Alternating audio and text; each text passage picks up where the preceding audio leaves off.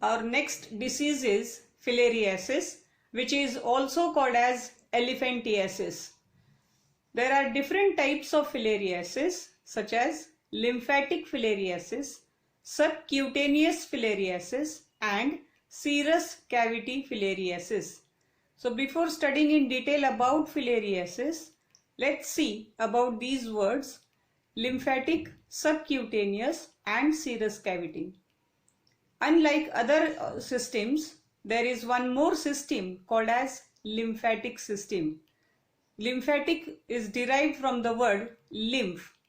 Lymphatic system is an organ system which is part of circulatory and immune system, and it is made up of large network of lymphatic vessels, lymphoid organs and lymphoid tissue.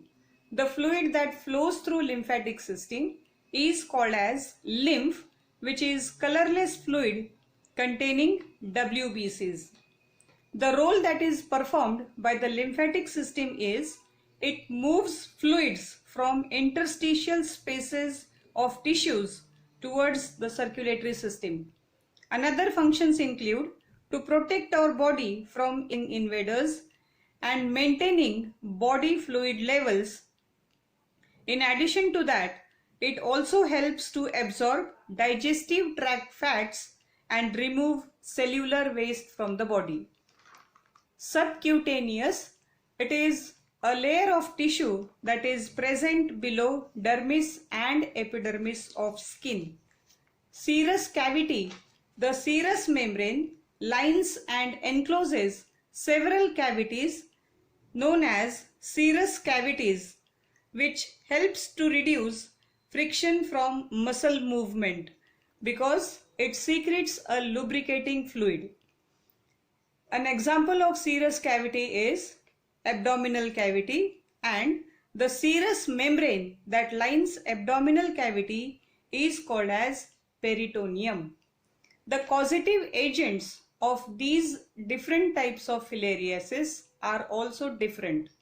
The causative agent of lymphatic filariasis is Wuchereria bancrofti, Brugia malai and Brugia timori.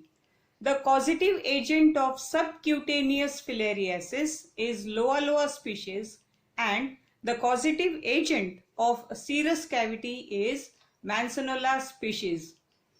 Mode of transmission. Mode of transmission: Wuchereria bancrofti is transmitted to human body by Culex mosquito. One mosquito we have already studied in malaria, and that was Anopheles mosquito. So for filariasis, the mosquito is Culex mosquito. Unlike malaria, in filariasis also there are two hosts. One is Culex mosquito and the other host is human being. Signs and symptoms: edema with thickening of skin. The word edema means it is swelling caused by excess fluid trapped in the body tissues. Elephantiasis.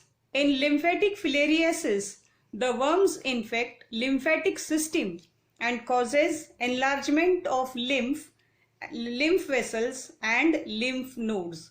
This is called as elephantiasis, in which the limbs are swollen like legs of elephant, hence the name elephantiasis.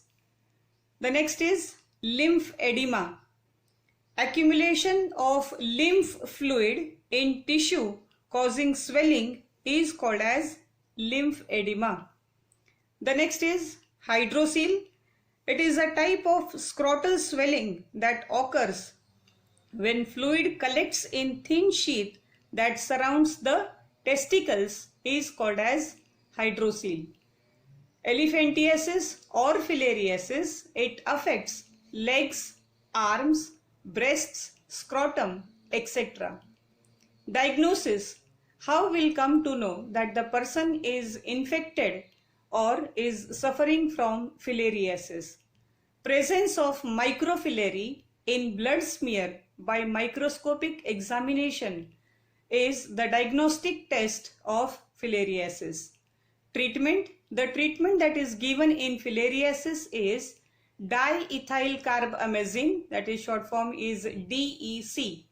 Diethylcarbamazine citrate is given twice a day for 3 weeks, and the prevention that can be taken to control filariasis or to keep the mosquitoes away is using mosquito nets and insect repellents.